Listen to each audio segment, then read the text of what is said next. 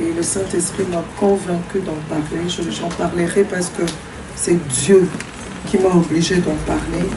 Et je crois au Dieu Tout-Puissant qui ne fait rien au hasard.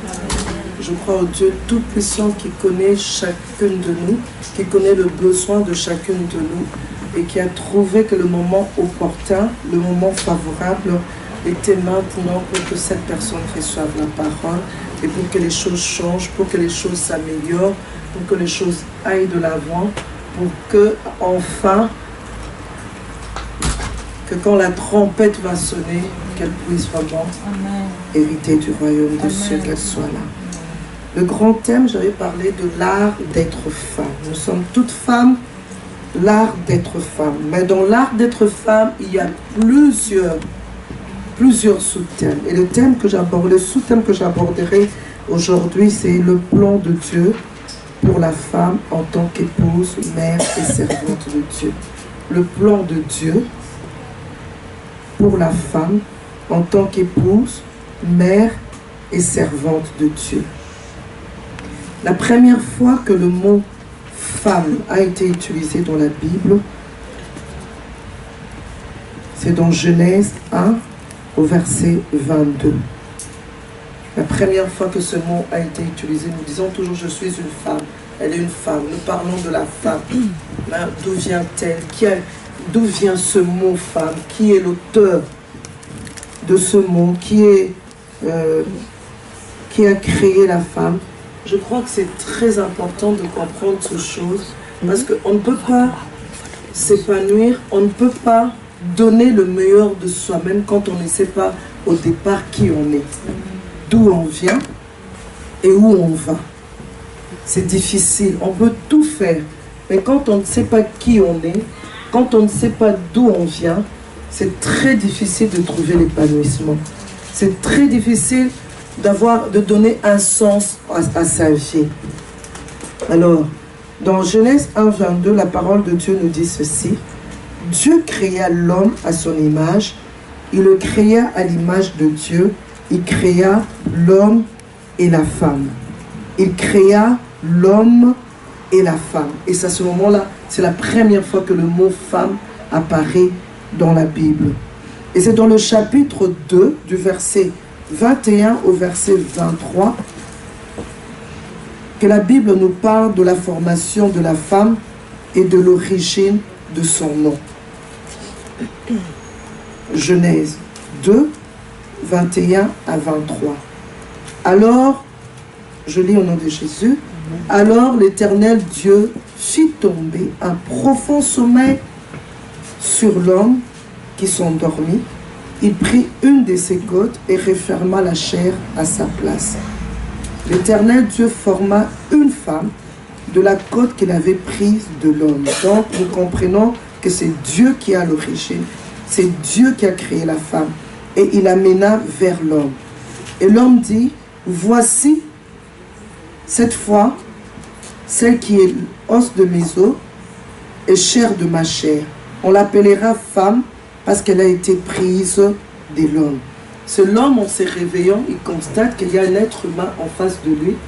Il apprécie cet être humain et il dit, on l'appellera femme.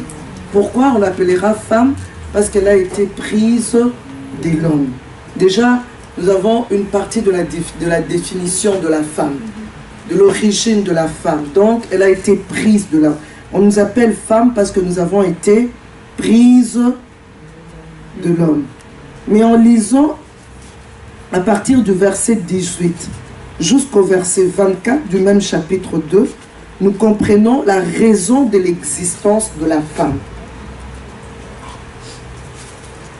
La première fois que le mot a été utilisé, ensuite l'origine de la femme, et puis maintenant la raison de son existence. Donc chapitre 2, 18 à 24, je lis au nom de Jésus. L'Éternel Dieu dit, il n'est pas bon que l'homme soit seul. Je lui ferai une aide semblable à lui. L'Éternel Dieu forma de la terre tous les animaux des champs et tous les oiseaux du ciel, Et il les fit venir vers l'homme pour voir comment il les appellerait. Et afin que tout être vivant portât le nom que lui donnerait l'homme. Et l'homme donna de nom à tous les bétails, aux oiseaux du ciel et à tous les animaux des champs. Mais pour l'homme, il ne trouva point d'aide semblable à lui. Alors l'Éternel Dieu fit tomber un profond sommeil sur l'homme qui s'endormit. Il prit une de ses cordes et referma la chair à sa place. L'Éternel Dieu forma une femme de la côte qu'il avait prise de l'homme et il l'amena vers l'homme. Et l'homme dit, voici cette fois celle qui est os de mes os et chair de ma chair. On l'appellera femme parce qu'elle a été prise de l'homme. C'est pourquoi l'homme quittera son père et sa mère et s'attachera à sa femme et ils deviendront eux une seule chair. La femme, elle n'existait pas auparavant. Il n'y avait que l'homme. C'est quelque chose qu'on a lu, qu'on a relu, qu'on connaît. Alors je voudrais rappeler, et pour celles qui ne connaissent pas, je voudrais apporter l'information. Donc la femme n'existait pas avant. L'homme était seul, sans un être semblable à lui. Nous voyons au travers de tous ces versets, la première des choses importantes, que c'est Dieu qui existe de l'existence de la femme. Il fait un constat. Ce n'est pas mon mari, ce n'est pas mon oncle, ce n'est pas le président de la République, ce n'est pas l'homme le plus riche de la terre, ce n'est pas le millionnaire de la terre, ce n'est pas le magicien, le plus magicien de la terre, mais c'est le Dieu Tout-Puissant, El Shaddai. Celui qui donne la vie. Les intelligents des intelligents. Si on peut parler d'une personne intelligente, plus intelligent que cette personne intelligente, c'est Dieu. Le Dieu Tout-Puissant. Donc j'aime bien cet attribut de Dieu. Le Tout-Puissant, El Shaddai, c'est lui qui peut frayer un chemin là où il n'y en a pas. C'est lui qui a donné l'intelligence à Bill Gates. C'est lui qui te donne l'intelligence, c'est lui qui me donne l'intelligence. Celui qui a donné l'intelligence à l'être humain de fabriquer un avion retenu par quoi, je ne sais, mais qui peut quitter l'Afrique, arriver jusqu'en Europe. Amen. Un avion qui peut quitter l'Afrique et arriver jusqu'aux États-Unis. Si un homme peut arriver à réfléchir et fabriquer un instrument par l'intelligence de Dieu, alors c'est Dieu Tout-Puissant. Dans sa toute-puissance, il fait un constat amer. Il n'est pas bon que l'homme soit seul. Je lui ferai une aide semblable. Déjà à ce niveau, toi et moi, nous devons déjà nous sentir valorisés. Vraiment valorisés, parce que ce n'est pas n'importe qui a pensé nous créer. Ce n'est pas n'importe qui. Souvent, certaines personnes nous renvoient l'image comme quoi, une femme, c'est quoi une femme? C'est qu'une femme. La manière dont de fois si on nous traite par certains hommes, mais moi, je me sens très valorisée quand à l'idée seulement de penser que je n'existe pas parce que Roland Dallot a décidé, je n'existe pas parce qu'un homme a décidé, aussi intelligent qu'il peut l'être, mais c'est le Dieu Tout-Puissant. C'est que déjà dès le départ, je ne suis pas n'importe qui. Amen. Dès le départ, on ne peut pas s'amuser avec moi. Dès le départ, ma vie a un sens. Parce que c'est le Tout-Puissant qui a décidé. Le Tout-Puissant. Et il sait ce qu'il fait. Et ce qu'il fait, c'est toujours parfait. Et c'est toujours bien. Donc, sens-toi déjà valorisé. Et Dieu, comme c'était un Dieu intelligent, et c'est un grand stratège, il se dit, si je crée la femme, comme j'ai créé l'homme, non, il y aura peut-être des problèmes. Ils vont se chamailler, ils vont chercher à savoir qui est chef, qui n'est pas chef, qui est qui. Alors, ce que je commencerai par faire, je commencerai d'abord par conditionner l'homme, mettre l'homme dans une telle condition qu'il réalise qu'il a besoin de quelque chose. Amen. Que quelque chose lui manque. Qu'il comprenne qu'il est dans le besoin de cette chose-là. Dieu, il fait le constat, il dit, Il n'est pas bon que l'homme soit seul. Mais les phrases qui suivent après, Dieu ne dit pas directement, allez, je prends la terre, je fais la boue, la femme elle existe, homme, prends la femme. Non, non, non, non, non. Dieu nous connaît très bien. Amen. Il connaît bien. Il nous connaît très bien. Qu'est-ce qu'il fait? Il fait venir les animaux. Il les amena vers l'homme et il demanda à l'homme de donner les noms à chaque animal. Et c'est à ce moment-là que l'homme constate. Avant lui-même, il n'avait pas constaté. Avant ça, il n'avait pas constaté. Et c'est à ce moment-là que l'homme constate, tiens, pour les animaux, c'est couple, couple, couple. Mais tandis que pour moi, il n'y a pas de couple, je suis seul. Et ils ont le besoin d'être aussi accompagnés. Oh, j'aime beaucoup la parole de Dieu. Notre Dieu, il est bon. Et c'est la même chose. Et juste aujourd'hui, Dieu agit de la même manière avec nous. Dieu connaît nos besoins. Il connaît très bien nos besoins. Souvent, j'aimerais te dire, tu n'es pas ici par hasard. Amen. Il connaît très bien tes besoins. Il t'amène, il te conditionne pour que tu prennes conscience de ton besoin. Et puis, après, il te laisse décider. Amen. Après, il te laisse décider. J'aime ce que la parole de Dieu dit.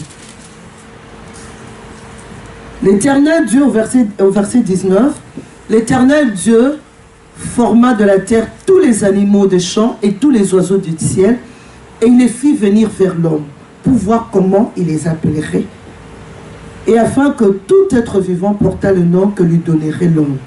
Et l'homme donna de nom à tous les bétails, aux oiseaux du ciel et à tous les animaux de champ. Mais pour l'homme, il ne trouva point d'aide semblable à lui. Alors j'aime l'adverbe que Dieu utilise juste au verset 21. Alors, quand il fait le constat, alors, on utilise cet adverbe-là pour dire en ce moment-là, quand il constate qu'il est dans le besoin, en ce moment-là, Dieu entre en action. Est-ce que tu connais tes besoins? Est-ce que tu es conscient de ce dont tu as besoin? Tant qu'il n'y a pas une prise de conscience, il n'y a pas une prise de conscience sur ses besoins, Dieu n'entre jamais en action.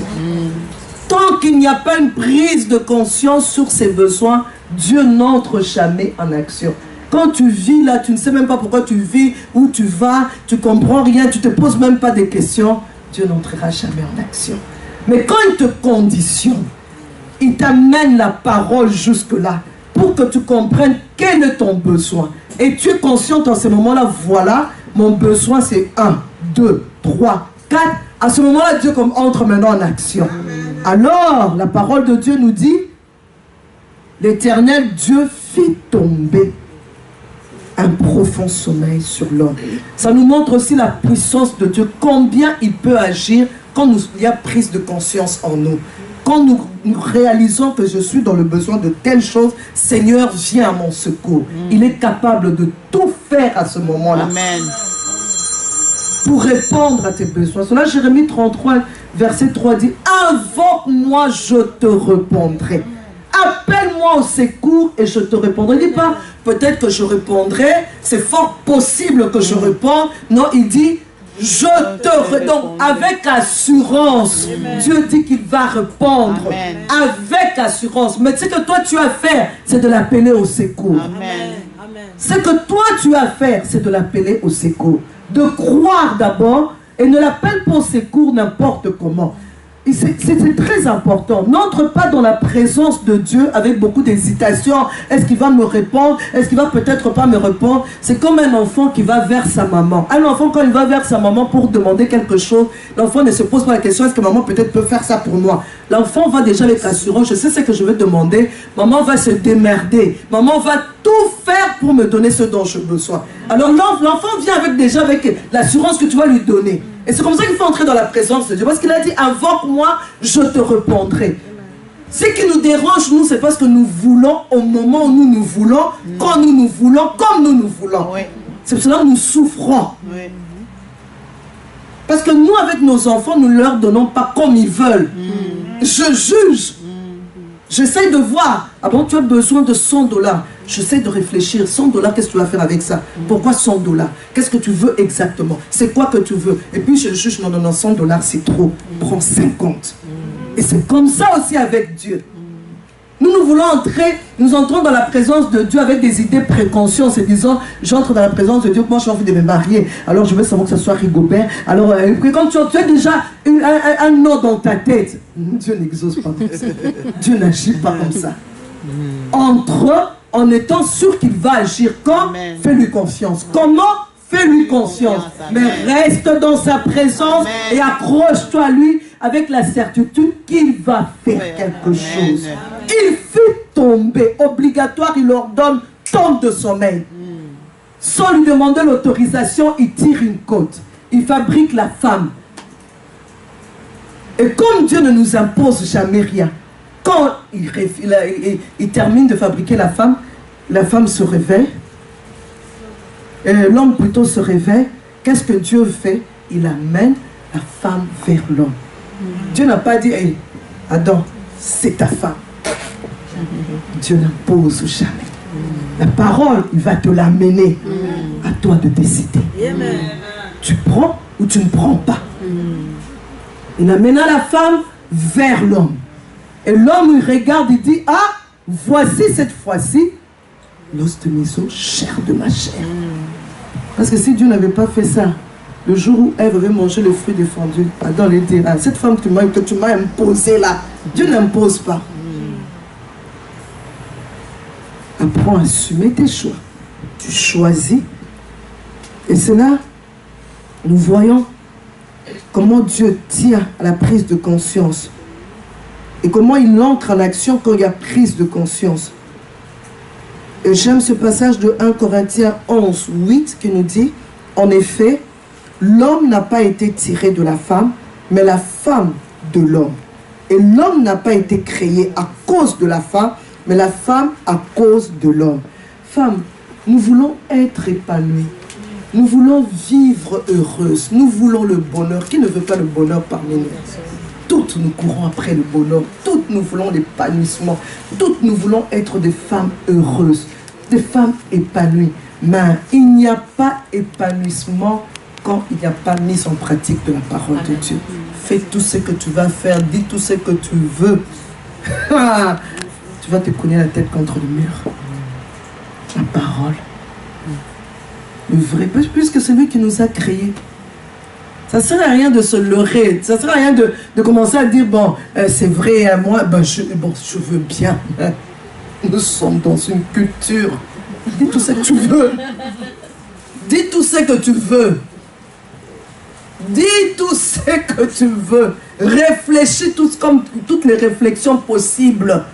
Va même chercher le savant le plus savant. Réfléchis avec lui. Mettez-vous d'accord. Non, ce n'est pas vrai. Mais la parole là, tu ne la mets pas en pratique, tu n'atteindras jamais le summum de ce que Dieu veut pour toi.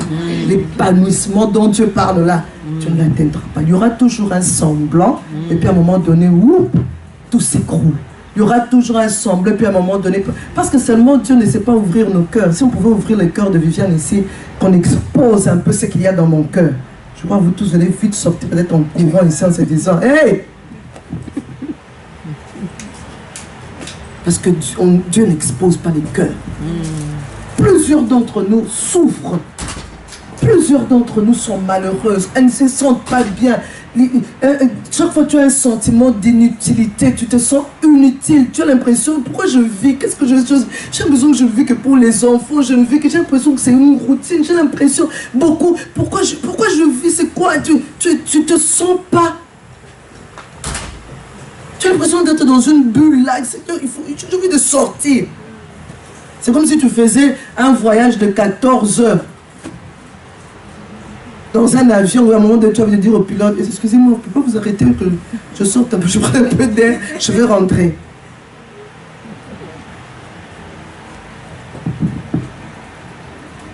Très important.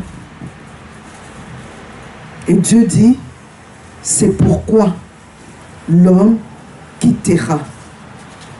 À cause, comme pour dire, à cause de tout ce que j'ai dit en amont, à cause de toutes ces choses-là, que j'ai eu à faire, c'est pourquoi l'homme quittera son père et sa mère et s'attachera à sa femme. Donc, nous comprenons clairement que la femme existe. Pourquoi? On n'aime pas le dire, mais c'est ça. La femme existe. Pourquoi? La femme existe pour l'homme. Tu vas la contre-courant, tu vas te noyer. Tu vas la contre-courant, tu vas te casser les dents. Tu vas la contre-courant, tu vas te suicider. À cause de toutes ces choses. C'est pareil aussi pour l'homme. À cause de tout ça, il est obligé, lui. Il dit, c'est pourquoi l'homme quittera. Dieu ne dit pas, c'est pourquoi je suppose que si l'homme veut, il peut quitter son père ou sa mère. Non, il dit, c'est l'impératif, quittera et s'attachera. Alléluia. Amen. Et à ce moment-là, Dieu venait d'instituer le mariage. En devenant une seule chair, l'homme fait de la femme une épouse. Plus tard, une mère et aussi une meilleure servante de Dieu. Puisque le mariage vient de Dieu, c'est supposé automatiquement que la femme dans le mariage doit grandir spirituellement. La femme dans le mariage doit au jour le jour devenir meilleure chrétienne. Mais posons-nous la question, qu'est-ce qui ne va pas? Qu'est-ce qui ne fait que ce n'est pas ça la réalité? Blessure. On court après quoi? Des fois, il faut s'arrêter, se poser un peu la question, je cours après quoi? Chaque jour, je me lève le matin, je vais au travail, je cours après quoi? Je cherche quoi en fait? Quel est mon objectif ici sur terre? Moi, j'ai l'habitude de dire, quand je me réveille le matin, l'objectif est de l'émission. Donc, tout ce que je veux faire la journée, que ça ne m'empêche pas d'entrer pour le royaume. Tout ce que je dois faire toute la journée, il faut que ça me rapproche du royaume. Parce qu'en fait, c'est ça l'objectif. C'est vraiment ça l'objectif. Parce que pose-toi la question, tu te réveilles chaque jour le matin, tu cours. Parce que posons-nous, des fois, un jour, j'étais dans un hôpital. Je regardais un peu tous les gens, comment les gens passaient avec des têtes d'enterrement. Je sens que ces personnes viennent de recevoir de mauvaises nouvelles. Puis je disais, depuis que ce monde existe, j'ai commencé à revoir un peu tous ces films sur Hitler, sur la guerre mondiale, tous ces gens qui sont morts. Et puis maintenant, nous sommes fiers, puis nous sommes, ça va passer. Une génération passe et une autre vient. Nous allons toute la passer. Comme quand nous voyons tous ces gens à l'époque d'Hitler, là, toutes ces personnes-là, c'est passé. À l'époque de Lumumba, à l'époque de Kassab, toutes ces personnes, c'est passé, c'est fini pour eux. Ben, alors, si on va passer, Seigneur, au moins que je passe, et que j'hérite du royaume des cieux, c'est pour aller en enfer, vraiment, franchement, qu'est-ce que j'ai fait? Si c'est pour aller en enfer, si c'est pour juste au moment de ma mort, faire un bilan réalisé, en tout cas zéro, je n'ai rien fait. J'ai échoué côté enfant, j'ai échoué côté mariage, j'ai échoué côté les choses importantes de la vie. J'ai échoué, Seigneur, qu'est-ce que j'ai fait vraiment? Qu'est-ce que j'ai fait? Qu'est-ce que j'ai fait de ma vie? Tu es en train de mourir comme ça, tu es en train de penser à chaque enfant. Hey. Oh. Tu penses à l'autre. Tu penses encore à l'autre. Rien de bon. Tu te regardes toi-même. Tu penses à tous les sacrifices que tu as fait chaque jour, te réveiller le matin pour faire je ne sais quoi, toi-même tu sais. Pour qu'on finisse là, en train de mourir, tu es en train d'aller en enfer. Ou bien, tu réalises que Seigneur, et j'aurais dû profiter au maximum de la vie en mettant ta parole en pratique et en expérimentant vraiment ce que toi tu as mis en moi, dans la femme pour ce monde. Oui, je préfère.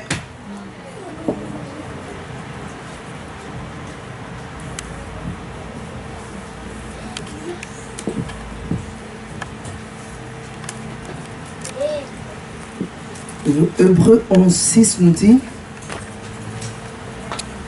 or, sans la foi, il est impossible de lui être agréable, car il faut que celui qui s'approche de Dieu croit que Dieu existe et qu'il est le rémunérateur de ceux qui le cherchent. Jusqu'à ce niveau, j'ai parlé de Dieu, de ce qu'il veut. Mais est-ce que tu crois que Dieu existe? Tu as reçu peut-être un mot, tu as regardé peut-être sur Facebook, je ne sais pas comment tu es arrivé ici. Mais tout ce dont je suis sûr, ce n'est pas un hasard, c'est l'Esprit qui t'a amené jusqu'ici. J'aimerais te poser la question, est-ce que tu crois que Dieu existe? Si tu crois que Dieu existe, alors comment ça se fait que tu ne fais pas de ces vérités, les réalités de ta vie? Si tu crois, parce que la Bible dit, or, sans la foi, il est impossible de lui être agréable. Ce qui est agréable à Dieu, c'est lorsque tu as la foi. Or, la foi est une ferme assurance de choses qu'on espère. Mais qu'est-ce que tu espères? Tu es marié, tu es vraiment dans les négligeables. Quoi? L'argent. Ah, tu espères avoir beaucoup d'argent. Qu'on dit, or, la foi est une ferme assurance de choses qu'on espère. Mais en premier, le royaume des cieux. Je veux entrer au paradis. Je veux le royaume des cieux. Pour rien au monde, j'accepterai que qui que ce soit ou que quoi que ce soit ne m'éloigne de cela. Mets ça en premier. Cherchez premièrement le royaume des cieux et tous les restes. Oh Dieu. Dieu a beaucoup de travail avec nous. Et tous les restes vous sera donné par-dessus tout. Tu cours après quoi? Tu veux quoi? J'aime bien les anglophones quand ils demandent what do you want? Qu'est-ce que tu veux? Si on te pose la question, qu'est-ce que tu veux? Que les enfants terminent l'université. C'est ce que tu veux, vraiment. Puisque quand ils vont terminer l'université, on va te demander qu'est-ce que tu veux encore. Qu'ils se marient. Quand ils vont se marier, on va te demander qu'est-ce que tu veux. Les petits-enfants. Quand ils auront les petits-enfants, on va te demander qu'est-ce que tu veux. Les petits-enfants soient bien. Tu n'en finiras pas. Demande seulement, qu'est-ce que tu veux? Le royaume des cieux. Que les enfants craignent Dieu. Parce que c'est la meilleure chose. Parce que si cet enfant craint Dieu, tout ira bien. Amen. Quand je dis tout ira bien, ça signifie qu'il va aller au paradis. Ça ne veut pas dire qu'il n'y aura pas des bobos. Le malheur atteint souvent les justes. Il ne faut pas se voiler la face. Le malheur atteint souvent les justes. Mais il y a une suite. Mais Dieu l'en délivre toujours. Les mots là, il y en aura toujours. Si tu dois, tu vas à l'église pour que les mots s'arrêtent. Erreur. Si tu fais des jeûnes et prières pour que les mots s'arrêtent. Erreur. Quand il y a malheur là, prie pour que tu tiennes bon dans la foi, que tu entres au ciel, que tu ne perdes pas la foi. Ne prie pas. Il y a trop de mots, que les mots s'arrêtent dans ma vie. Ça ne s'arrêtera pas. Moi, je ne sais pas ce qui m'attend. J'ai beaucoup aimé la prédication que le pasteur Roland a eu un jour à donner. Dans la vie, tout peut arriver. Ah, tout peut arriver. Regarde bien ta vie. Ce qui t'est arrivé là, est-ce que tu pensais que ça pouvait t'arriver? Ah! Même moi, Viviane, là, du haut de mes 47 ans ici, ce qui m'est arrivé dans la vie, est-ce que je pouvais penser quand j'avais 10 ans que ça allait m'arriver? Ah! Tout peut arriver. Les mots, ça viendra. Parce que notre ennemi, le diable, rôde comme un lion rugissant. Il est là. Il veut toujours nous faire du mal. Il peut nous donner des coups, mais il ne nous mettra pas KO. Amen. Amen. Le royaume des cieux.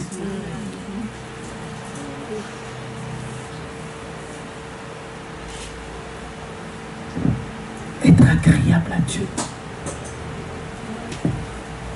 Sans la foi, il est impossible de lui être agréable. Il est le rémunérateur de ceux qui le cherchent. Toi, tu le cherches pourquoi? Pour appeler ça un bijou. Pour qu'il te donne un homme. Pour qu'il te donne des enfants. Mais demande à toutes ces personnes qui ont eu des enfants. Oh, nous allons faire une micro-balade, maman. Depuis que vous avez eu des enfants, vous êtes arrivé au paradis? Pas encore. Ah.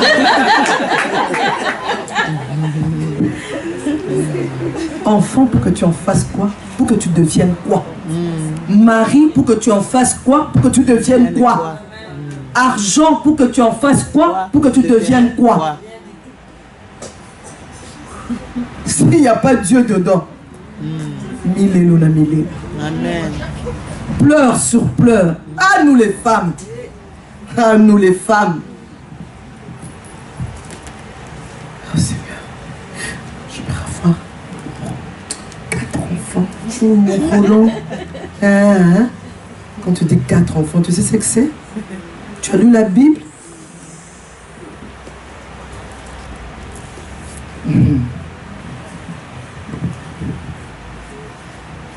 Je me parle aussi à moi-même. Parce qu'il faut qu'on change. Il faut qu'on s'améliore dans notre manière de marcher dans notre chrétienté. On pleure. Des fois, quand Dieu me pose la question, je dis, viens, tu pleures pour voir.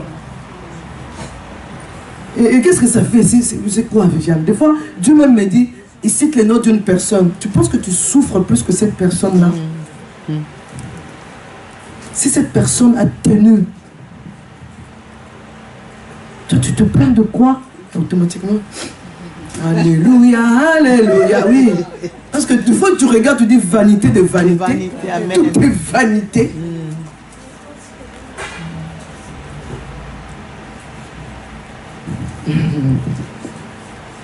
Et j'aime ce que Romains 3 à 4 dit. Romains 3 à 4. Je suis en train de méditer encore dans le livre de Romains. J'aime beaucoup ce livre. Je vais faire des études, je reprends encore. Et quoi? Si quelques-uns n'ont pas cru, suis bien. Leur incrédulité anéantira-t-elle la fidélité de Dieu? Loin de là. C'est pas parce que toi tu ne crois pas que ça va anéantir la fidélité de Dieu. Ça va empêcher Dieu d'être Dieu. Dieu ne perdra jamais, c'est toi qui vas perdre. On te parle de l'évangile, tu ne veux pas mettre la parole de Dieu en pratique. Tu as des raisonnements, tu as des principes. Dieu ne perdra jamais quelque chose, c'est toi qui perdras. Ça n'anéantira en rien la fidélité de Dieu. Il dit loin de là, que Dieu au contraire soit reconnu pour vrai et tout homme pour menteur, selon qu'il est écrit, afin que tu sois trouvé juste dans tes paroles et que tu triomphes lorsqu'on te juge. Et j'aime aussi ce qu'il dit dans Romains 1, j'aimerais retrouver le verset, puisqu'ils ne se sont pas souciés de chercher Dieu. Et Dieu les a livrés à leur sens réprouvé.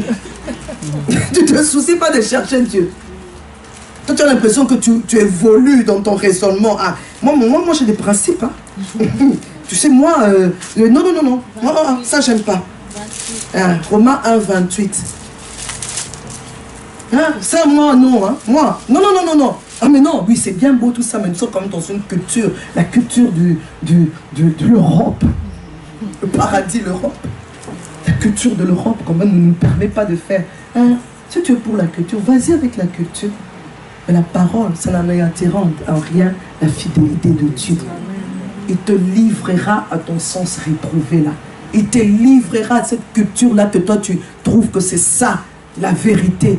Et tu seras dedans, tu ne réaliseras même plus que tu es dans la fausseté. Toi, tu crois que tu es dans le bon. Tu vas marcher la tête haute fièrement, mais tu n'es pas dans les bons. Parce que Dieu t'a déjà livré. Puisque tu es têtu, puisque tu veux ça, eh bien, vas-y dans ça. Amen. Je te laisse dans ça. Continue dans ça.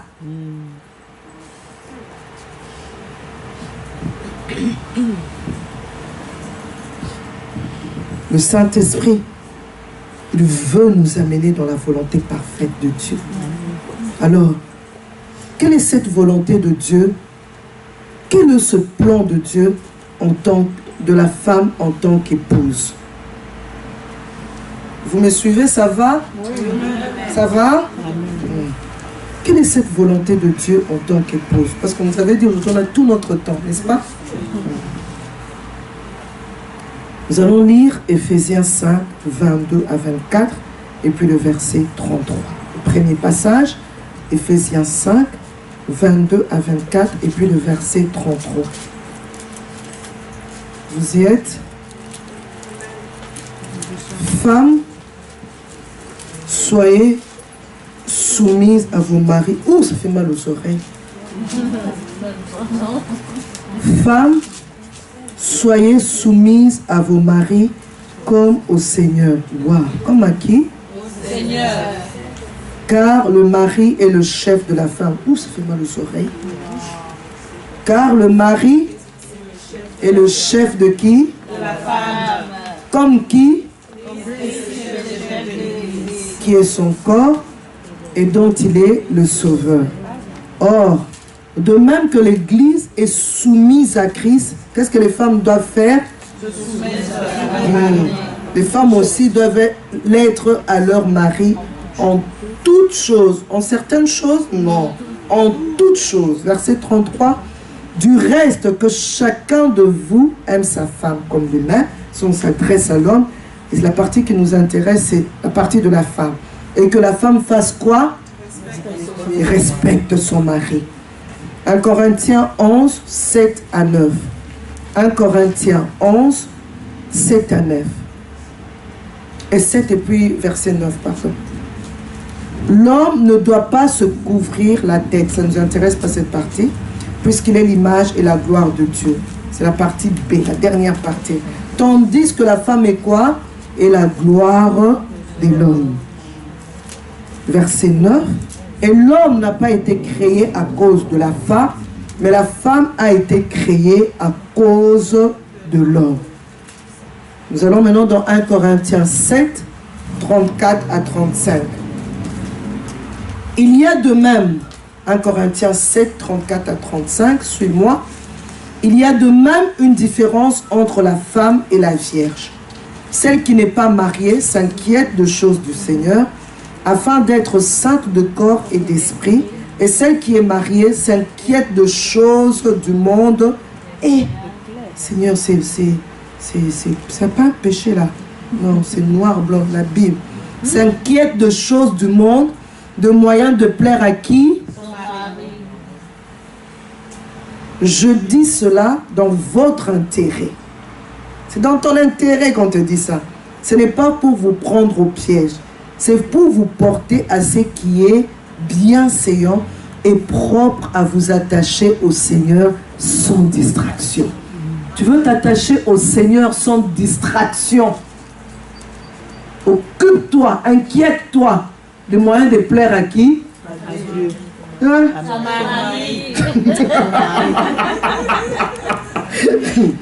de plaire à qui? Et s'inquiéter de quoi? De choses de quoi? Des choses du monde pour plaire, hein? Pas de choses du monde pour aller, je ne sais pas comment faire quoi. Nous allons maintenant dans Tite 2, 3 à 5. Tite 2, 3 à 5.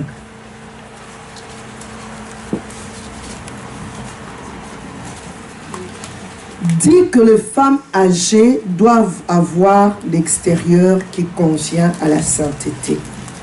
C'est des femmes âgées ici, n'être ni médisantes, ni à donner au vin, qu'elles doivent donner de bonnes instructions dans le but. Ah, c'est là vraiment.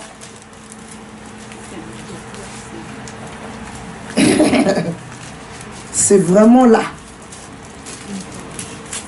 Dans le but d'apprendre aux jeunes femmes à faire quoi? À aimer leur mari et leurs enfants, à être quoi encore? À être retenues, chastes, et à faire quoi? Occupées aux soins domestiques. Occupées aux soins domestiques, bonnes, et puis quoi? Soumises à leur mari. Pourquoi? la parole de Dieu ne soit pas blasphémée. Quand tu ne fais pas ce qui vient d'être cité, que la parole de Dieu elle est faite quoi? Non. Quelle responsabilité nous les femmes nous avons? Quand nous ne faisons pas ces choses-là, la parole de Dieu, elle est blasphémée. Alors quand la parole de Dieu est blasphémée, est-ce que tu es agréable à Dieu? Non, non. Tu pourras faire 100 jours avec maman, 100 jours de jeûne et prière. Aucun changement. Aucun changement. Tu pourras même arrêter de mettre des bijoux pendant 100 ans. Ah, il n'y aura rien.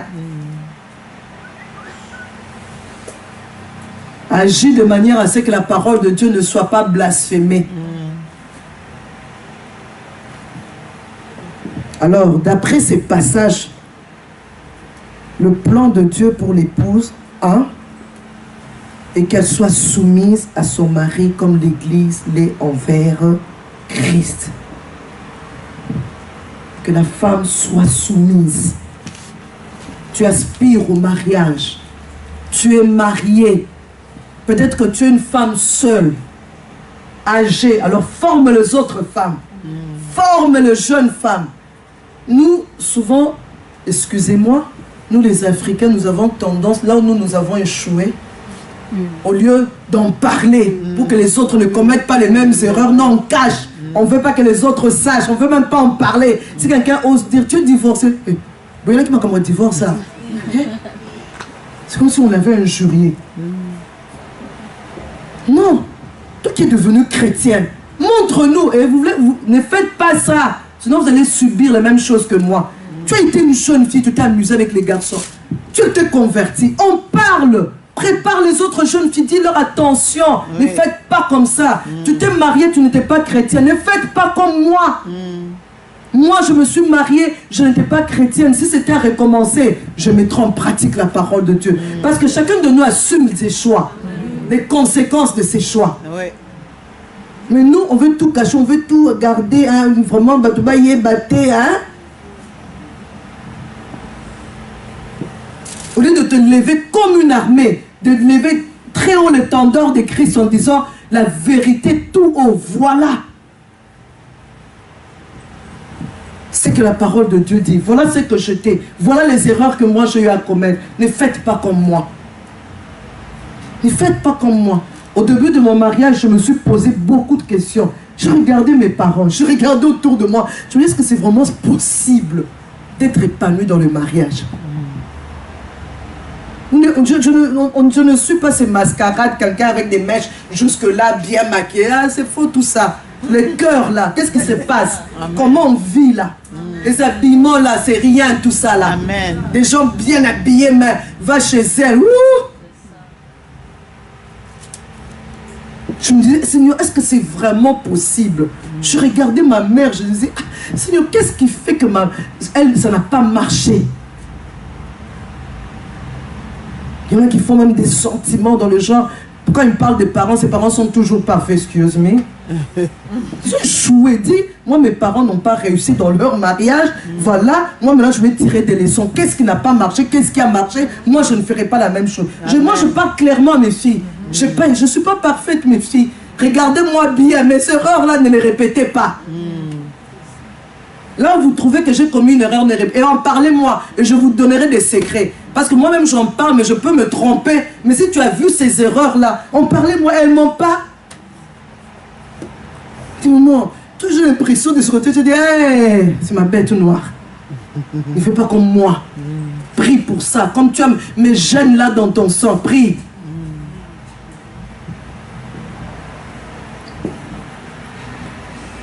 Dieu a établi un ordre parfait. Parfait.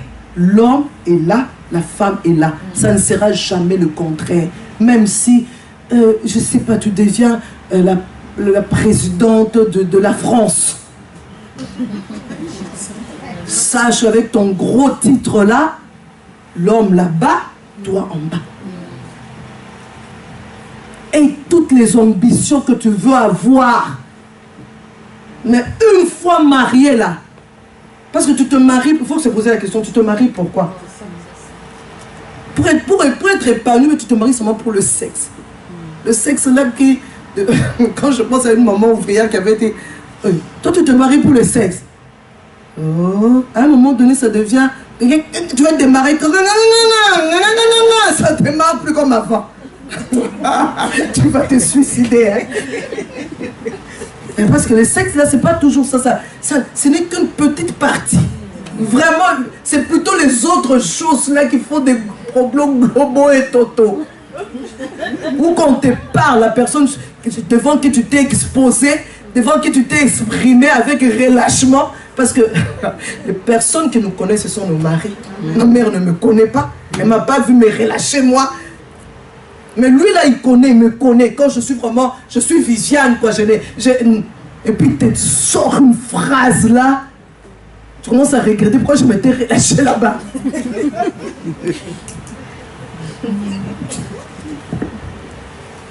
Et si tu n'as pas Jésus-Christ, si tu ne marches pas selon la parole, mais tu peux devenir une femme aigrie, amère, tu deviens méchante vis-à-vis des gens, on commence à chercher la source, on commence à remonter. Oh le mariage.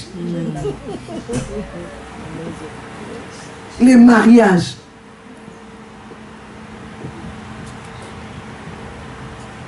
Parce que tu veux te marier, pourquoi?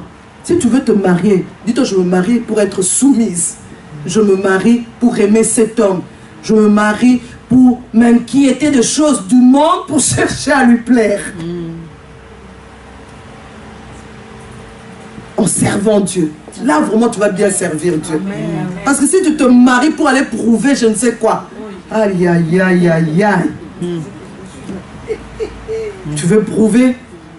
Même nous là qui sommes déjà mariés, nous qui cherchions toujours la prouver, ça ne sert à rien. Vous n'avez jamais remarqué, il gagne toujours. Oui. Ah, il gagne toujours. Parce que ça a été établi comme ça par Dieu. C'est pour ça que lorsque nous allons dans le passage de Genèse 3, quand Ève a péché, Dieu maudit. Il dit, Ève, tes désirs se porteront vers ton mari, mais il dominera sur toi. Le Dieu tout-puissant, il a donné un ordre, il dominera. Et quand on dit tes désirs se porteront, donc tu auras des désirs pressants de le contrôler, mais sache qu'il dominera. Amen. Pressant de dire, moi je ne veux pas ça, moi je veux... Tu verras, moi si je suis un quelqu'un ici. Tu es un quelqu'un. Quand vous allez vous retrouver sous les lits là, il domine encore. Maintenant, montre qu'il est quelqu'un. Vous n'avez jamais remarqué sur ce plan-là, quand c'est toi qui mène, ça ne marche pas tellement bien. Il faut que lui mène. Comme ça a un sens.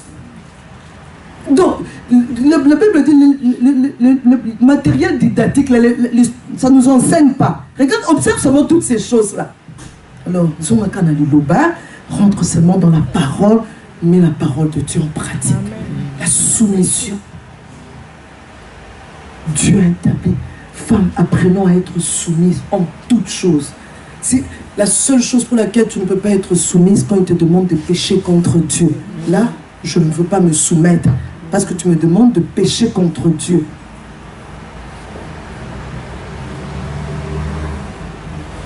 Tu es en train de faire quelque chose, il te dit... moi, je dis toujours à mon mari, ah, comme c'est bien d'être un chef. Moi, je peux tout arrêter, me dire, Viviane, ok, nous devons aller rendre visite à papa en Boutaféli parce qu'il a été opéré. Si tu peux t'apprêter, tu veux lui dire, oh, tu ne m'as pas demandé mon programme à l'avance et tout. Je dis, on ira à quelle heure? Dans mon cœur, je suis en train de me dire, Seigneur, je commence déjà à descendre. Je descends déjà moi-même. À quelle heure? À 16h. Ah, à 16h, moi j'avais un programme. C'est quel programme tu avais? Je dis, on devait se retrouver avec les femmes pour un moment de prière. Si c'est un moment de prière, c'était vraiment bien bouqué.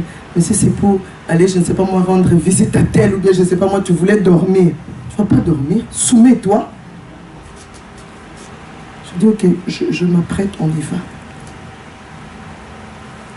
Et lui se sent au même homme. La gloire de Dieu tombe sur lui, on en parlera. La gloire de Dieu tombe sur lui. Et il est conditionné pour devenir aussi meilleur mari. Parce que le diable à ce moment-là n'entrait pas. Bon, évidemment, si c'est un païen, il faut d'abord commencer à prier, Seigneur, qu'il se convertisse, qu'il se convertisse. Mais un chrétien, tu appliques la parole de Dieu. Moi, je vois ça. Quand j'essaie de résister à... Le diable dit, oh, Viviane nous appelle. Il essaie un peu de faire entrer un pied. Eh, non, mais le pied est déjà entré. Et puis, ça devient amer. Hein? Satan, retire ton pied. Est-ce que je me fais comprendre? Amen. Tu commences à sentir que les enfants, ça ne va pas. Donc, vraiment, le diable commence à s'acharner. Mais parce que tu lui donnes, tu ne comprends pas les enfants, des situations. Parce que le fait qu'une femme n'est pas soumise à son mari, c'est une grande porte ouverte pour donner l'occasion au diable de détruire la famille.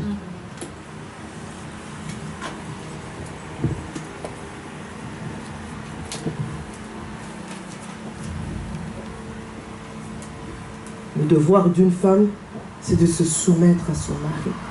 Ce n'est pas facultatif, c'est obligatoire.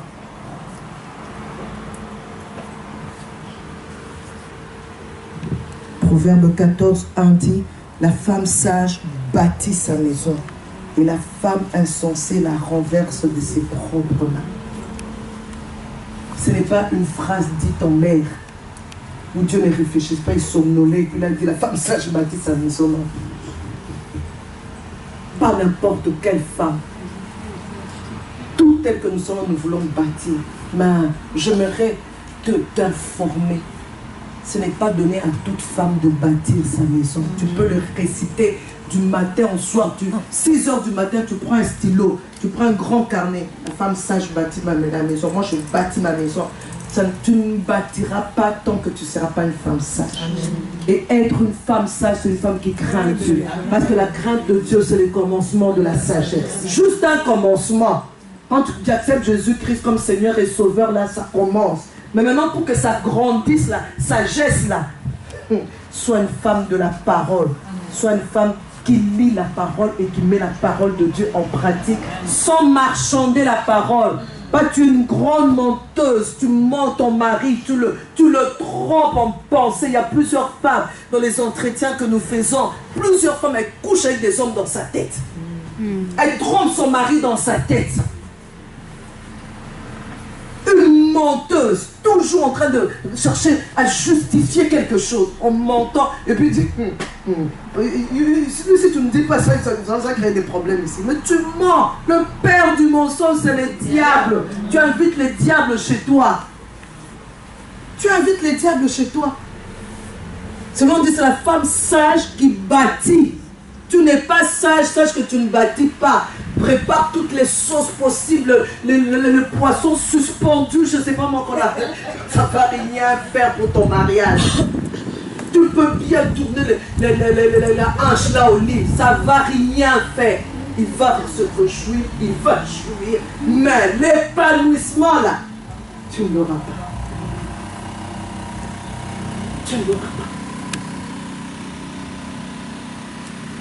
Femme sage, celle qui craint Dieu, c'est elle qui va bâtir. Alors, si tu es une femme sage, tu as la crainte de Dieu, souviens-toi. Tu es une jeune fille sage, prépare-toi à cela. Tu n'es pas encore mariée, tu aspires au mariage. Prépare-toi à cela, Seigneur, apprends-moi à être soumise.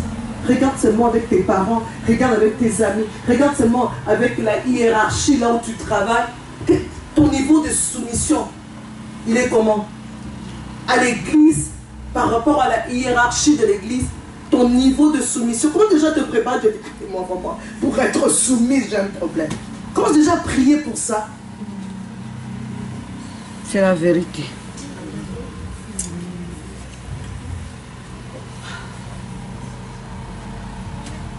Et j'aimerais dire à toutes les femmes qui ont du mal à se soumettre, ne nous trompons pas de combat. Nous croyons que le vrai combat, c'est l'égalité de l'homme et la femme. Non, non, c'est pas ça le combat. Le vrai combat de la femme, c'est la soumission. Que j'apprenne à me soumettre. C'est ça le vrai combat. Ne nous trompons pas de combat. Le féminisme a pris racine quand on a dit à Ève, tes désirs se porteront vers ton mari. Mais il dominera sur toi. Ah, Satan, maintenant il va brandir ça chez la femme. Pourquoi tu veux qu'il est qui lui pour qu'il domine sur toi? Il est qui lui? Non, j'ai lu, j'ai fait des recherches. J'ai dit, Saint-Esprit, aide-moi à comprendre où on va. 21e siècle, le féminisme, le siècle présent. Romains 12, 2 nous dit, ne vous conformez pas au siècle présent. C'est un verset qui existe. Il y a, quand Dieu a inspiré, parce que la Bible, c'est la parole inspirée par Dieu. Alors déjà, à cette époque-là, Dieu en parle. Et nous vivons maintenant le siècle présent. Nous voulons tout faire comme le siècle présent. Le féminisme, ce n'est l'égalité de l'homme et la femme. Il faut que la femme aussi, la femme, mais ça vient d'où? Ça vient d'où? C'est écrit où dans la Bible? Le diable veut nous éloigner par rapport à notre responsabilité. Il sait que le point, je peux parler ainsi, hein, le point focal de la famille, c'est la femme. C'est le pilier de la femme. Alors il faut la déplacer.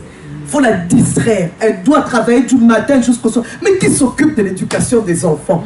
Qui s'occupe de la maison? C'est que nous entendons dans le translate. C'est que nous entendons, c'est que les enfants nous disent. Tu es là, tu ne sais même pas tes enfants. Des vergers par qui les gens qui se restent avec tes enfants à la maison. Là où tu vas les confier. Qu'est-ce qu'on fait avec les enfants à la crèche? D'abord, essayons un peu de réfléchir. Bon, je dévance un peu. Essayons un peu de réfléchir. Je laisse mon bébé là. Parce que je dois la carrière. Or, Dieu a établi les choses. Il a dit, quand il a maudit l'homme, tu mangeras à la sueur de ton front. Vous verrez que Dieu a chaque fois maudit par rapport à la responsabilité de chacun. Tu mangeras à la sueur de ton front. Parce que c'est supposé que celui qui doit suer pour nourrir la famille. La femme du proverbe 31, elle aide, elle soutient. Mais maintenant, ce n'est pas ce que nous voyons. La femme aussi veut amener comme l'homme. Elle veut faire comme l'homme. Alors, elle aussi, elle sort comme l'homme. Mais qui va rester s'occuper des enfants? Ces bébés-là que tu amènes à la crèche. Et puis, ce qui est étonnant, nous les chrétiens. D'abord, spirituellement, tu n'es même pas forte spirituellement. Tu n'es pas une femme de prière. Le travail te fatigue, te casse. Oui. Tu vas déposer l'enfant. Tu déposes l'enfant entre les mains d'une inconnue. Elle est qui, cette inconnue-là? Quel est l'état de son âme? Tu ne sais pas. Objectif, carrière. Je dois avoir l'argent. L'argent pour faire quoi? Objectif carrière, ce n'est pas mauvais, il y a une nuance, hein? Comprenez-moi bien. Je vais là-bas, je travaille de 7 heures, je sors à 7 heures, je reviens à 17 heures. Les enfants sont entre les mains des inconnus. Qu'est-ce que ces inconnus font aux enfants? Et ce qui est triste, c'est pas quand ils sont en bas âge que tu vas constater les choses. C'est quand on commence à atteindre 16 ans, 10, 15 ans, 16 ans, 17 ans, on commence à réaliser, mais cet enfant ici, l'enfant ne t'amène qu'amertume, blessure. Tu commences à constater, tu te dis, Seigneur, cet enfant me sorti de mon ventre. Hein? Parce que ce qui a été fait dans cet enfant, le diable, lui, ne se repose pas. Hein? Lui, il ne se repose pas, c'est le diable.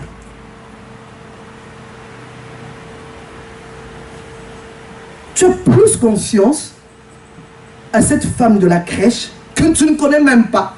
Tu ne sais pas ce qu'elle fait la nuit. C'est une sorcière. C'est quelqu'un de bien.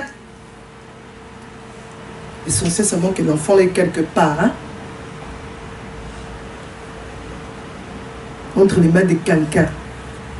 Mais mourir pour une personne, c'est être aussi vivant, mais spirituellement zéro. Il n'y a rien.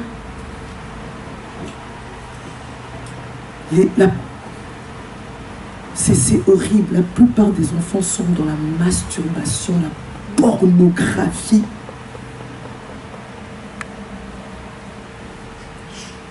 Dieu nous donne la possibilité, nous qui nous plaignons de nos maris, Dieu te donne des hommes. Mais qu'est-ce que tu en fais? Tu reproduis. Tu ne réalises même pas que Dieu te donne la possibilité à toi maintenant. Allez, produis des vrais hommes. Produis des vrais filles, non? Nous reproduisons nos maris, nous reproduisons nous-mêmes. Et quand aussi ils vont se marier, oh, Problo, Globo et Toto. Et c'est une chaîne. Le diable nous distrait.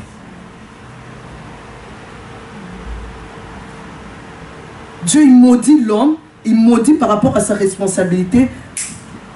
Tu mangeras la sueur de tes frères. Et quand il maudit aussi la femme, il maudit la femme par rapport à sa responsabilité. Son rôle principal, porter les enfants, s'occuper des enfants, s'occuper du foyer. Tu accoucheras avec douleur, tes désirs se porteront vers l'homme. Ah, c'est ça la femme.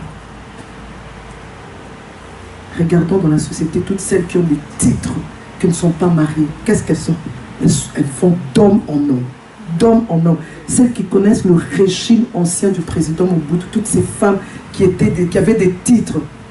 J'ai essayé de faire certaines études sur leur vie. La plupart, hommes, elle allait d'homme en homme. Pourquoi? Elle ne peut pas aller en contre-courant, c'est sa nature. Il faut que quelqu'un l'aime, il faut qu'elle soit dans un foyer. Les titres là, sans ça, ça ne marche pas.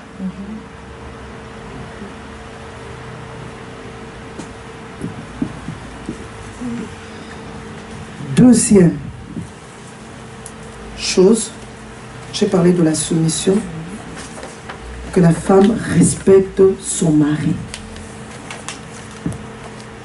Que la femme respecte son mari. Respecter, c'est honorer, révérer, tenir en grande estime. La Bible dit que la femme respecte son mari. Viviane, est-ce que tu respectes Roland?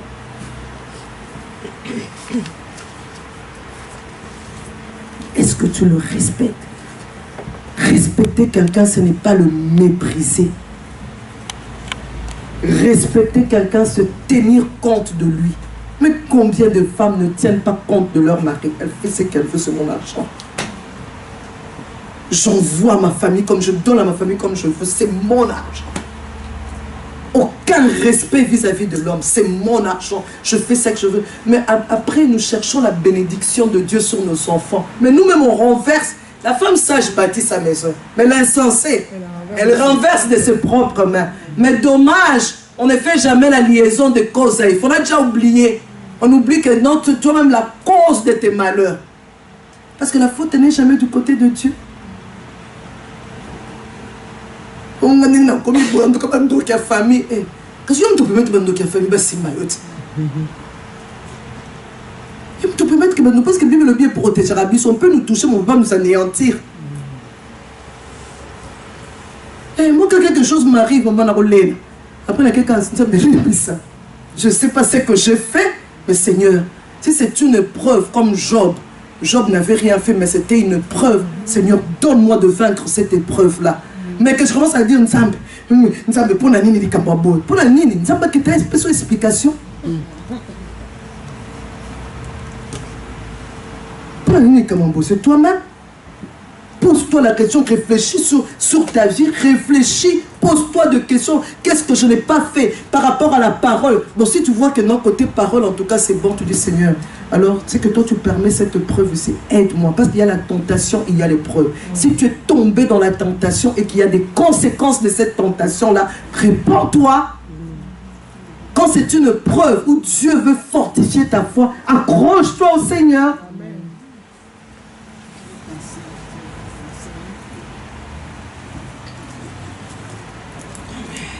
Ne méprise pas ton mari.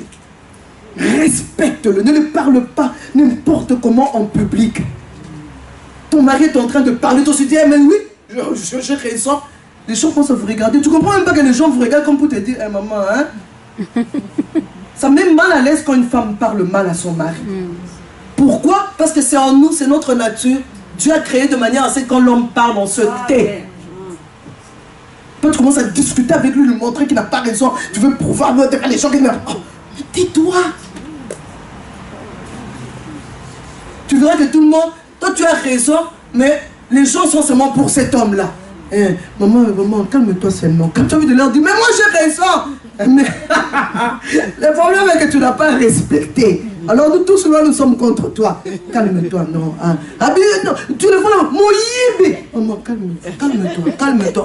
On ne s'occupe même pas du voleur. Respect. Je veux ça, je veux que c'est une fois. Roland est en train de me faire une remarque. Je dis non. On était avec un autre couple. Je dis non, Roland.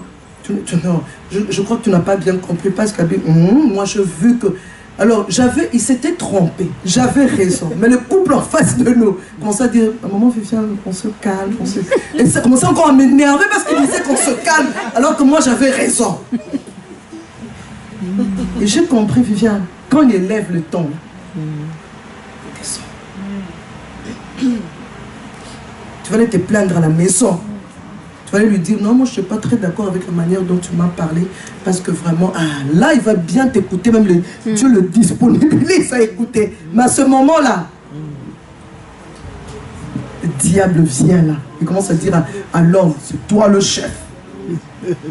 Ou bien alors il va se taire, mais c'est qu'il va te faire. Et maman, j'aime. C'est qu'il va te faire. En douceur, mais Konyonga.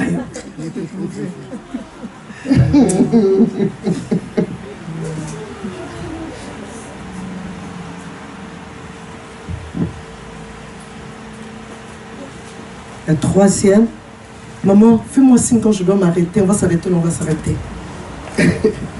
Troisième, qu'elle soit la gloire de son mari. En tant qu'épouse, d'abord, je parlais de la soumission, 2, du respect, et maintenant qu'elle soit la gloire de son mari. Et tout ce que je dis, c'est selon les versets que nous avons lus. Femme, tu dois comprendre qu'une femme mariée est la gloire de son mari. Autrement dit, c'est la femme qui reflète l'honneur de l'homme, qui reflète sa splendeur. Et la femme est la personne qui le met en valeur. La femme est l'éclat de son mari. Quand on regarde la femme, on dit waouh. C'est vrai que l'homme a son rôle à jouer. Mais femme, tu veux la main de Dieu sur toi. Ne passe pas tout ton temps à dire c'est bien beau tout ça. Qu'on enseigne aussi les sorts. Toi, commence d'abord par changer. Amen. Toi, commence parce que le salut est individuel. Quand tu te présenteras devant Dieu, Dieu ne dira pas Mwambouille, je te comprends, hein? Chambouille, t'es trop mauvais. Malgré tout ce que tu lui as fait là, c'est pas grave, entre dans le repos de ton maître. Dieu ne fera pas ça. Non. Je mets la pratique, la parole de Dieu en pratique par rapport à moi. Je mets en pratique. Ne mens pas, ne mens pas. Ce n'est pas parce que j'ai un menteur en face de moi que moi aussi je vais dire, parce que lui ment, moi aussi je vais mentir. Non. Et nous deux, nous irons en enfer. Donc, tu es l'éclat de ton mari. Tu es la splendeur de ton mari. Il faut que quand les gens vous regardent, quand vous êtes ensemble, ils regardent et disent, en tout cas,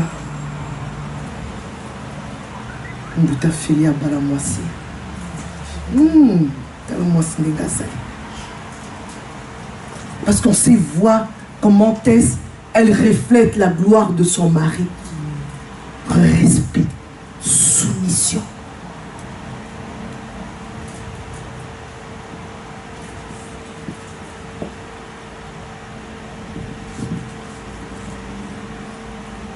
Quand elle entre dans une pièce avec son mari, elle est la couronne.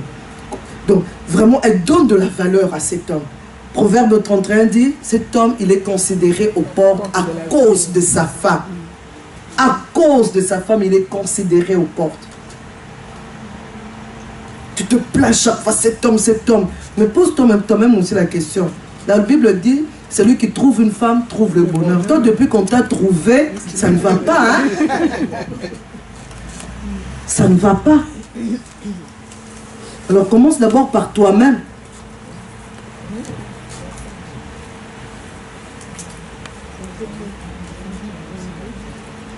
C'est pour cela qu'en tant que femme, Tu dois garder dans ton cœur cette pensée que dans le plan de Dieu, tu es la gloire de ton mari. Amen. Et c'est là, pour que tu restes la gloire de ton mari, cela doit te motiver à rechercher de plus en plus plutôt le Seigneur pour être rempli de lui. Parce que tu es la gloire de ton mari. Si tu ne vas pas tout le temps dans la présence de Dieu, j'aimerais aussi bien expliquer ça. Aller dans la présence de Dieu, ce n'est pas pour qu'aller commencer à dire « Seigneur, donne-moi ». Seigneur, fais pour moi. Seigneur, donne-moi. Seigneur, fais. Tu perds le temps. Comprends qui tu es. Ce à quoi Dieu t'appelle. Quand tu comprends qui tu es, tu iras dans la présence de Dieu. Seigneur, je suis avec Roland. Seigneur, je n'arrive pas quand il hausse le ton, quand il me parle de telle façon, je n'arrive pas à me soumettre. Seigneur, apprends-moi à me soumettre. Apprends-moi à l'accepter avec ses défauts. Tu vois, je prie avec objectif agréable à Dieu. Amen. Parce que je veux grandir dans la connaissance de Dieu. Je veux grandir dans la parole. Je veux grandir dans la mission que Dieu m'a donnée. Seigneur, s'il te plaît, quand je vais à la réunion des femmes, toutes les mamans là, elles changent des amis. Même elles partent même en vacances avec leurs enfants, Seigneur. Nous, on ira quand? Oui, Dieu va te donner les vacances, après tu vas en enfer. Après tu vas en enfer. Que Dieu bénisse ton mari avec beaucoup d'argent, après il va te tromper. Voilà qu'il reste comme il est là.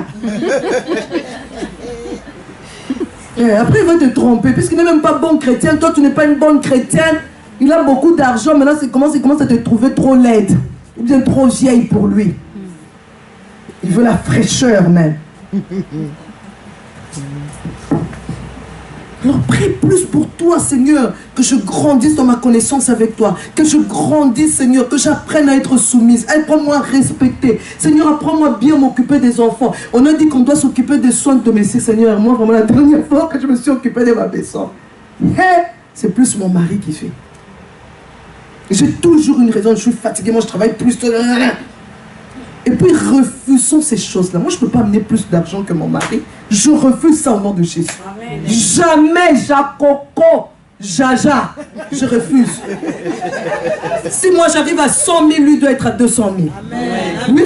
Amen. C'est lui qui doit prendre soin de moi, des enfants. Moi, je ne veux pas commencer à me couper en quatre. Du Congo, deux jobs. Pour m'occuper parce que je dois nourrir les enfants. Non. Mon mari, moi, on se disait la vérité, c'est toi le chef de la famille. Et nous, je me disais, c'est toi la maîtresse de la maison. Je dis, moi, si je vais jouer mon rang, je vais jouer mon rang. Et toi, si je joue le tien. On a des problèmes pour payer les Minerval. Viviane, est-ce que tu parles à l'école? C'est pas ma responsabilité là. Monsieur, tu te lèves le matin, tu vas in jusqu'à l'école, tu vas te justifier là-bas. Comme ça te donne la force de chercher, de bien prier. Mais toi tu tombes dans le piège. Oh non, il faut que ça soit comme ça, moi je vais travailler. Non. Pour un temps, oui, ça peut arriver. Mais c'est pas une habitude. Tout le travail te prend tout le temps. Mais qui va s'occuper des enfants? Qui va s'occuper de la maison? Non, c'est toi qui dois ramener suffisamment. Moi, je ne fais que aider. Comme la femme du Proverbe 31. Un jour, on commence à réfléchir sur l'argent que tu amènes. Je pense à un champ, je réfléchis comment on peut investir. On investit. Je pense à un champ, je l'acquiers. Et je fais des chemises aussi pour compléter. Je les vends. Parce que regardez seulement, la femme du Proverbe 31, elle fait des chemises. On n'a pas dit qu'elle acquiert avec l'argent qu'elle produit, elle acquiert l'argent. Mais je vais bien réfléchir sur l'argent que toi tu ramènes. Tu ramènes, on va réfléchir, qu'est-ce qu'on peut bien faire? Chérie, tu vois, sagesse. Mais moi aussi j'amène de l'argent. Je travaille aussi de mes mains. Mais je ne suis pas le numéro 1 pour prendre soin de la femme, des enfants, de la maison. Toi, jeune fille, tu es ici, tu n'es pas encore mariée. Celui qui t'approche là pour ton argent là, zappe-le au nom de Jésus. Amen. Parce que tu vas souffrir. Tu vas souffrir. Il faut prier, Seigneur. Je prie pour la bénédiction du chef sur mon mari. C'est possible qu'à l'étranger, que l'homme aille travailler, qu'il ramène suffisamment et que toi, tu as un travail, comment je vais dire ça, un mi-temps, voilà. Et tu as le temps de t'occuper de ta maison. C'est ce qu'on dit, hein, il faut que celui qui s'approche de Dieu croit qu'il existe. Amen. Parce que quand je crois qu'il existe, Seigneur, c'est possible. Moi, je refuse cette histoire de tomber dans le piège, la culture, je ne sais pas moi quoi, où je dois aller travailler de 6h à 18h, je ne m'occupe pas de mes enfants, de ma maison. Seigneur, non. Donne-moi un travail à mi-temps. Et que mon mari donne-lui un bon travail avec un bon salaire. Nous savons nouer nos 2 bouts du mois. Et apprends aussi le contentement. Quand tu veux... je suis arrivé en Europe. Quand je regarde ma maman, t'as la chaînette à mener les femmes de Paris. T'as le gros collier. T'as la choco passima. Alors toi aussi, tu commences à envier. Et elle vient te dire, ça là, nous nurse, aide-soignante, et foutaka. Je te dis, non, pour réfléchir un peu. Qui te dit que toi tu appelles à être aide-soignante? Qui te demande d'entrer dans les systèmes? Le problème, c'est le système qui nous tue. Qui te dit que tu dois entrer dans les systèmes? Quel est le plan de Dieu pour toi? Toi, tu ne peux pas faire mieux que les autres. Tu ne peux pas faire différemment. Il faut que tu entres seulement dans le système. Et bien, puisque tu te mets dans le système, il te livrera à ton sens réprouvé. Ah, tu trouves que c'est le système qui va te bénir. Mais Dieu te laisse alors que le système te bénisse. Amen. Mais si tu penses que c'est Dieu, il est capable de te bénir. Ploie les genoux. Seigneur, donne-moi un tel travail. Donne-moi un travail à mi-temps. Comme ça, j'ai le temps de m'occuper de ma maison, de mon mari, de mes enfants. Et les hommes tombent aussi dans le piège du siècle présent. Tu rencontres un homme, comme il y a un responsable à l'église chez nous là-bas. Il m'a fait mal au cœur. Je lui dis, ah, mais ta femme, ça fait longtemps qu'elle est partie. Ah bien, mais c'est ça, c'est le travail. Je dis, mon Dieu, il n'a rien compris. Mais oui. La Bible écrit noir sur blanc. Ne vous séparez pas si c'est pour vaquer à la prière. Parce qu'il va manquer de continence, il peut te tromper. Hein? Les femmes, on est distraits. On est distraits. Oh non, je trouve une solution pour les enfants. Tel vient à la maison, s'occupe des enfants. Tel là, c'est qui? C'est qui tel là qui vient s'occuper des enfants? En 2 mois, déjà en une journée, on peut bien détruire ton enfant. En une journée, même en 1 heure. S'aimer des choses dans ton enfant dont tu ne verras. Comme on a sémé, il faut que ça grandisse, non? On arrose, et puis à un moment donné, ça devient un baobab. Des racines maintenant, les baobabs. Des racines maintenant, le baobab.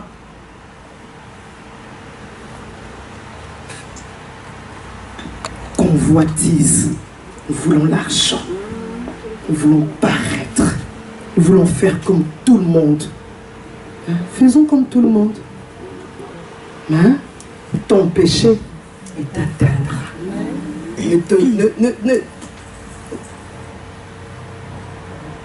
Ne te fais pas des illusions. Ton péché t'atteindra. Les conséquences de tes choix seront là. Tôt ou tard, il y aura des conséquences.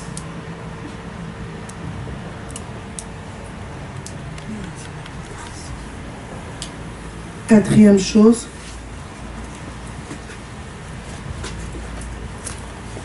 elle doit s'inquiéter du monde, des moyens de plaire à son mari.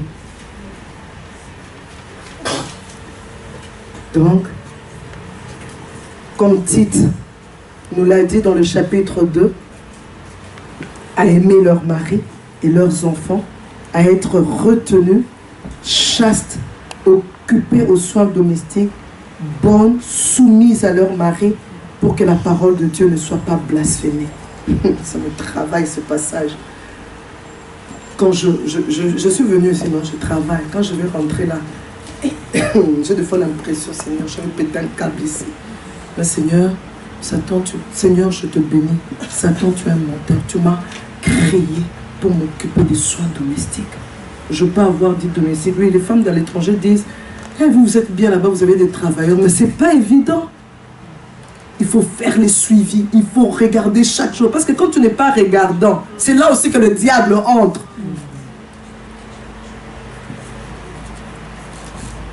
Faire les suivis, savoir. Parce que Proverbe 31 nous dit, elle veille sur ce qui se passe dans sa maison. Quand tu ne veilles pas sur ce qui se passe dans ta maison.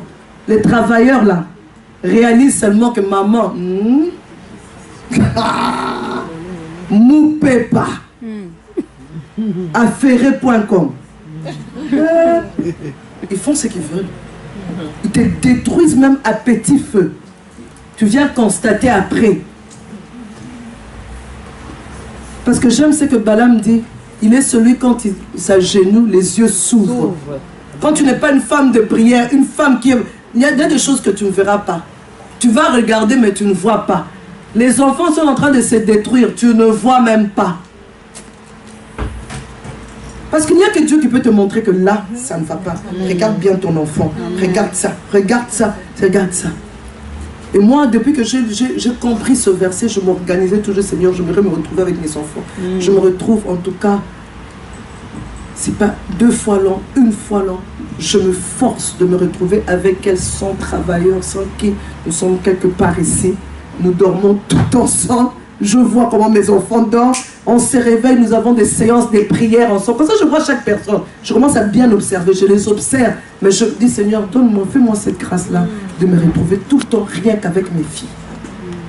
Comme ça, je commence à regarder bien chacune d'elles. Alors, je dis, depuis qu'elles sont toutes petites, je n'exagère pas dans ce que je dis. Depuis qu'elles sont toutes petites. Reviennent de l'écotine. Qu'est-ce qu'on a de l'écotine? On a enseigné sur quoi? Toi, qu'est-ce que tu as compris? Ah, c'est bien. Et qui pense se retrouver dans ça? Bon, si vous ne me dites pas, dites-moi au Seigneur, demandez pardon. Moi aussi, je me forçais. Bien que c'était des fois ennuyant, mais je me forçais. Je dis, nous, dans la grande salle, le pasteur a prêché sur ça. Moi, je me suis retrouvée. Je leur ai montré que moi aussi, j'étais humain. Moi, je me suis retrouvée dans ça. Je vais me demander pardon à Dieu. En tout cas, prier pour moi aussi, pour que je continue vraiment à garder le cap sur telle ou telle autre chose. Et quand on se retrouve ensemble à huis clos quelque part, on se dit par exemple, nous sommes en vacances pour 2 semaines ou pour 1 mois. Au début, ils disaient, pourquoi donc on venir, on fait encore des jeûnes et prières? Je dis oui, parce qu'on n'a pas eu le temps de faire là-bas. Quand on arrive, on va faire jeûne et prière. 3 jours. Que chacune dise comment elle va jeûner. Déjà toute petite là. Et chacune dit, moi je vais manger seulement le pain sec. On dit, ok, toi tu vas faire quoi? Toi tu vas faire quoi? Ah ok, on se met tout ensemble. Ah voilà, nous allons commencer à prier. Donc mon premier jour, c'est toi qui vas conduire. Même si elle fait ça comme ça, elle va faire. Toi tu vas exhorter, c'est ton tour. Le 2e jour, le 3e jour. Et nous terminons nos 3 jours de jeûne et prière, gloire à Dieu. Mais nous continuons chaque soir culte familial. À tour de rôle, tu exhortes, tu conduis la prière. Et c'est comme ça, chaque fois je faisais, je me forçais. Des fois c'était ennuyant, des fois j'étais fatiguée. Mais je me disais, Viviane, qui va impacter ces enfants? Qui va les impacter? Je prie avec elles, je prie. Je ne veux pas dire qu'ils sont parfaits. Mais ce que je cherchais à faire, c'est qu'elles puissent voir Christ. Et je leur disais, je dis, vous pouvez étudier dans les meilleures écoles, ça ne veut rien dire. Christ te veut tout dire. Tu n'as pas Christ. Tous ces gens qui ont étudié dans les meilleures écoles sont bien installés, sont bien, ils sont heureux. Non.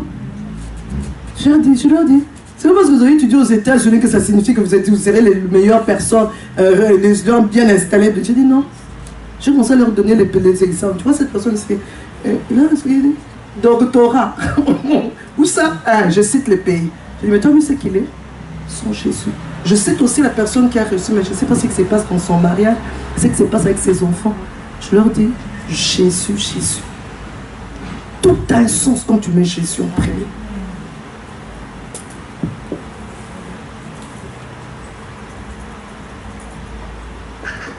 Je suis arrivée aux enfants, pourquoi? J'étais en train d'aider de s'occuper de plaire à son mari.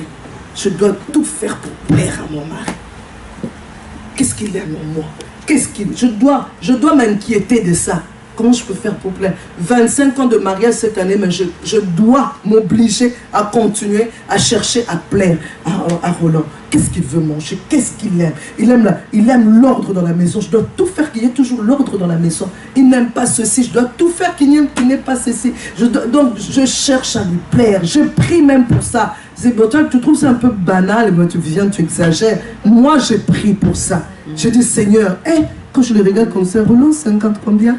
Moi, j'aurais 48 ans, donc lui, là, 53 ans. Je commence à dire, Seigneur, les gens de 53 ans. Je dis, hey, Roland, tu vieillis. Hein. Et Seigneur, moi aussi que je me rajeunisse. Je commence à dire, Seigneur, renouvelle-moi comme l'aigle. Renouvelle-moi physiquement. Seigneur, rends-moi ma peau, qu'elle soit encore plus douce. Seigneur, je prie pour ça. Seigneur, donne-moi de me tenir. Quand je commence à voir comment ma mère s'élève, je viens, je dis, hey, Seigneur, ma vieillesse. Seigneur, aide-moi, le dos. Seigneur, donne-moi d'être une femme vigoureuse. Donne-moi d'être une femme forte. Seigneur, je veux. Seigneur, et je commence à faire attention. Moi, quand je sens que mon mari aime une personne, je commence à la regarder. Qu'est-ce qu'elle a? Pourquoi vous l'aimez comme ça? Hey, Saint-Esprit, ouvre-moi les yeux. J'apprécie tellement cette femme ici. Je dis, Maëlle, et viens. Moi aussi, je commence à me cultiver. Je commence à lire. Je cherche le moyen de plaire à mon mari. Parce qu'il aime ça. Pas, on est en train de tenir un débat. Viviane, toi, qu'est-ce que tu as dit? Comme les autres ont dit là seulement. Il est même gêné. La prochaine réunion a dit, je crois que tu vas là, tu parles à l'école des enfants. Parce qu'il veut pas que tu sois là. Alléluia les mamans. Mais toi tu ne te connais même pas. Tu t'habilles d'une manière, tu te poses même pas la question, il aime ou il n'aime pas, ça te dit rien. Tu sais qui compte, moi j'aime d'abord. On a de plaire à ton mari, pas te plaire à toi. C'est vrai qu'il faut que tu sois sûr de toi, que tu sais, moi je m'aime, tu dois t'aimer. Tu es une créature merveilleuse, mais vis-à-vis de cet homme, ton mari est tout le temps en train de regarder les autres femmes, comme c'est quelque part. Maman Mboui. Yo côté on nous sakana. Moi quand je vois un homme en train de louer une femme, oh, sa femme est juste là à côté. Non, moi Mboui, batika yo, kolamba yo.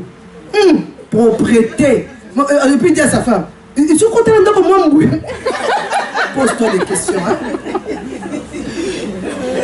Oui, pose-toi des questions.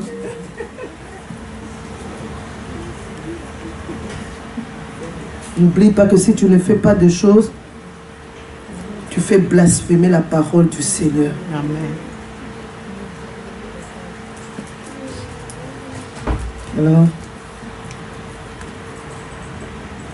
je passe à l'éducation. Le plan de Dieu pour la femme en tant que mère. Les enfants sont une bénédiction de Dieu. Femme, tu dois savoir que les enfants sont une bénédiction de Dieu. Quand tes enfants ne sont plus une bénédiction, tu dois prier pour ça. Amen. Les enfants sont une bénédiction. Les enfants doivent t'apporter la joie, la paix. Amen. Parce que les enfants sont une bénédiction. C'est Dieu qui le dit. Il le dit dans le psaume 127, 3 à 5. Voici des filles sont un héritage de l'Éternel. Le fruit des entrailles est une récompense. Dieu te récompense. Est-ce qu'une récompense peut faire mal? Non. Une récompense peut faire pleurer? Alors comment toi, tes enfants te font pleurer? Tes enfants te font du mal. C'est que tu dois prier pour cela. Tu dois te lever. Ne reste pas là assise en train de te lamenter. Alors que Dieu t'a donné le pouvoir, le potentiel de te lever, de te battre, de résister à l'ennemi, de le loigner loin de tes enfants. Amen. En lisant ces passages, tu confesses, tu dis oui, c'est une récompense. Les fruits de mes entrailles, les fruits de mes entrailles est une récompense. Aucun enfant qui est sorti de mon ventre ne peut m'amener le malheur. Aucun enfant, toi-même tu dois commencer à confesser cela, bénir tes enfants et prier pour chacun d'eux. Une récompense. Il dit, comme les flèches dans la main d'un guerrier, ainsi sont les fils de la jeunesse. Heureux l'homme qui en a rempli son carquois. Ils ne seront pas confus quand ils parleront des ennemis à la porte. Les enfants ne peuvent pas t'amener la confusion. Ils ne seront pas confus comme un guerrier. Une flèche dans la main d'un guerrier. Dieu veut dire par là, quand tu prends l'arc et puis tu as la flèche, tu tires sur l'arc, tu veux donner la direction à la flèche, parce que si je cible cette horloge, je regarderai à l'horloge et j'apprêterai ma flèche, je tirerai l'arc en calculant la distance, parce que si je veux que la flèche aille plus loin, je tirerai sur l'arc aussi plus fort, pour que la flèche aille loin. Et c'est comme ça les enfants entre nos mains. C'est nous qui donnons la direction à nos enfants. Quand on tire sur l'arc, l'arc a mal. Non, si l'arc pouvait se plaindre, parce qu'il courbe, presque à se casser, mais il ne se casse pas. Et c'est comme ça aussi pour les enfants. Tire sur l'enfant, dirige l'enfant, vas-y et donne-lui la direction. C'est ça la responsabilité de la femme.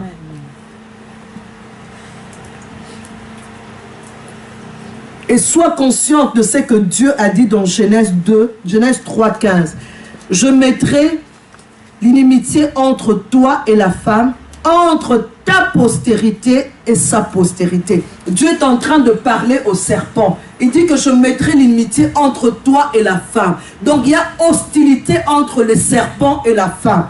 Le serpent en veut à la femme. Il s'acharne sur la femme. Oui. Non seulement sur la femme, mais même sur sa postérité. Alors sois consciente de cela, que tu dois être une femme qui craint Dieu. Amen. Une femme sage. Tu veux que tes enfants réussissent dans la vie. Tu dois être une femme sage, parce qu'il y a le diable qui est là. Qui ne veut pas que tes enfants réussissent. Amen. Qui ne veut pas que tu sois une femme heureuse. Il veut que tes enfants te fassent pleurer. Il peut te laisser toi tranquille et dire, celle-là, distraite comme pas possible. Comme elle est distraite comme ça, on va bien achever au travers de ses enfants. Il n'y a que des soucis avec des enfants. Sois consciente de cela. Avoir des enfants, c'est une responsabilité énorme, mais une bénédiction merveilleuse. Et j'aime Dieu. Il est vraiment... Dieu est bon. Il demande à tous les êtres humains de le craindre. Il dit que tous les êtres humains sont égaux devant lui, spirituellement parlant. Donc, les parents et les enfants, nous sommes égaux spirituellement. Parce qu'on peut trouver des enfants plus spirituels que les parents. On peut trouver une femme plus spirituelle que son mari. Mais il demande que chacun reste à sa place. L'homme est chef de la femme et les parents sont responsables des enfants. D'où les parents doivent s'investir dans les enfants, faire leur travail. La femme, elle est celle qui reste le plus longtemps avec ses enfants. Elle enseigne ses enfants, elle influence ses enfants. C'est ce que j'ai dit tout à l'heure. Dieu nous donne des passes en or pour préparer la future société. Dieu nous fait des passes en or. Si il y a 4 filles, ça signifie 4 hommes. Et ça signifie des enfants. Tu vois tout ce que tu peux faire pour changer les choses avec tes 4 filles. Alors investis-toi. Prends du temps pour t'occuper de tes enfants. Tu dois avoir le temps d'éduquer tes enfants. Pas la crèche, pas l'école. J'aime ce que les anglophones disent lorsque nous allons dans les réunions à l'école. Ils nous disent, mais nous n'éduquons pas, nous ne faisons pas le travail d'éduquer. Je ne sais pas comment utiliser, quel mot utiliser en français. On dirait éduquer. À l'école, on éduque parce qu'on donne le cours. Aidez-moi un peu. Aidez-moi. Je veux dire. Eux, ils enseignent. Mais nous éduquons les enfants. Ils ne feront pas ce travail à notre place. Tu viens te plaindre, l'enfant n'est pas discipliné, mais madame, c'est à vous de discipliner votre enfant. Amen. Il y a une base. Si la base a été mauvaise, ce n'est pas l'école qui va corriger. Non. Ou nous allons l'envoyer à l'internat, comme ça il va apprendre à... Vous-même, vous ne faites pas le travail. Il sera hypocrite, c'est tout. Quand il voit le directeur, il est discipliné parce qu'il a peur, on va accuser chez les parents, on va punir. Mais regardez bien les enfants qui ont étudié à l'internat. Des rebelles, hein, c'est la plupart. Des hypocrites. Tu n'éduques pas tes enfants, tu veux que les autres les fassent à leur place. À ta place plutôt. Deutéronome 11, 19 nous dit: vous les enseignerez à vos enfants et vous leur en parlerez quand tu seras dans ta maison, quand tu iras en voyage, quand tu te coucheras et quand tu te lèveras. Deutéronome 11, 19. Je vais au verset 20. Tu les écriras sur le poteau de ta maison et sur tes portes. Verset 21. Et alors, vos jours et les jours de vos enfants dans les pays que l'Éternel a juré à vos pères de leur donner seront aussi nombreux que le jour de cieux le seront au-dessus de la terre. Donc, pour dire que nous devons inculquer, nous devons éduquer nos enfants. Dieu dit enseigner. Et la plus grande chose à faire, c'est de leur apprendre la crainte de Dieu, de leur parler de Christ. C'est le meilleur cadeau qu'une maman peut offrir à son enfant. Pas toi, tu es tout le temps à l'église, les enfants ne sont jamais à l'église. Comme raison, ah non, ils doivent étudier. Ah non, ils sont fatigués. Ah non, mais non. Proverbe 1:8. Écoute mon fils, l'instruction de ton père et ne rejette pas l'enseignement de ta mère. Pour montrer combien la maman est importante. Proverbe 22:6 dit: instruis l'enfant selon la voie qu'il doit suivre, et quand il sera vieux, il ne s'en détournera pas.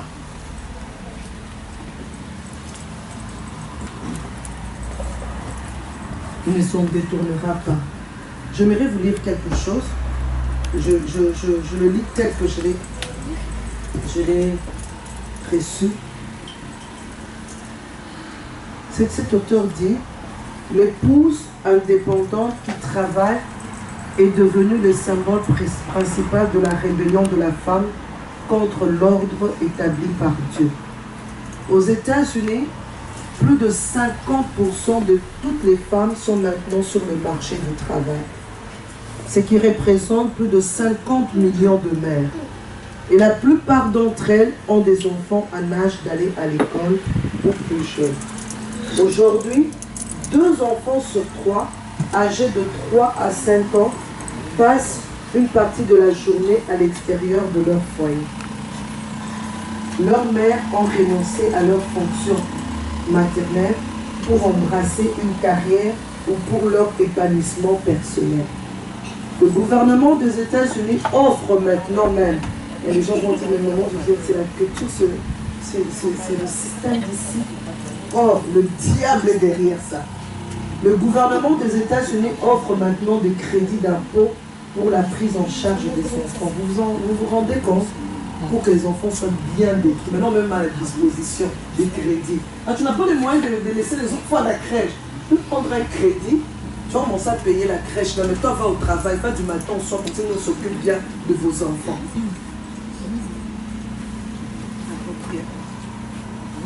Afin que les mères puissent aller au travail. Les résultats sur les couples et les familles de notre pays sont absolument dévastateurs.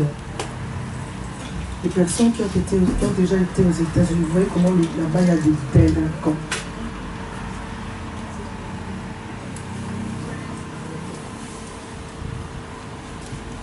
Et il continue en disant: ces mères ont, à toute fin pratique, abandonné leur foyer.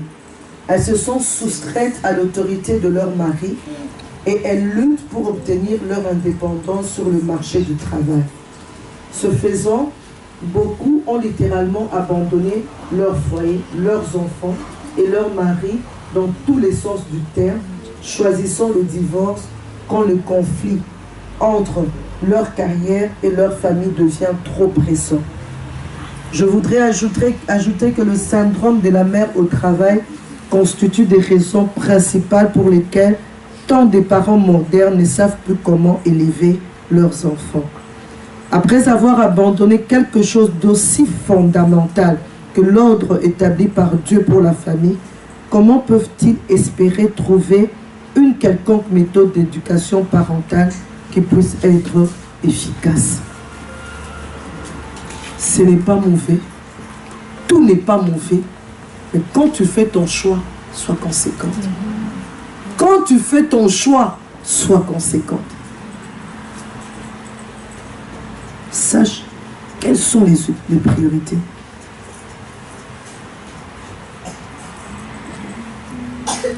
En tant que servante de Dieu, je termine là. Je parlais en tant qu'épouse, en tant que mère et maintenant en tant que servante de Dieu. En tant que servante de Dieu, comme je l'ai dit tout à l'heure, il y a égalité entre le mari et la femme. Du point de vue spirituel, il y a égalité. Devant Dieu, nous sommes tous égaux spirituellement. 1 Pierre 3, 7 dit,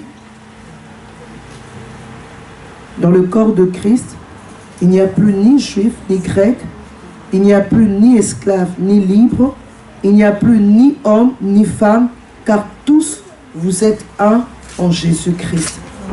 Non, c'est dans Galates 3, 28, hein? C'est ça. Je me suis trompée, je vérifie un peu. Galates.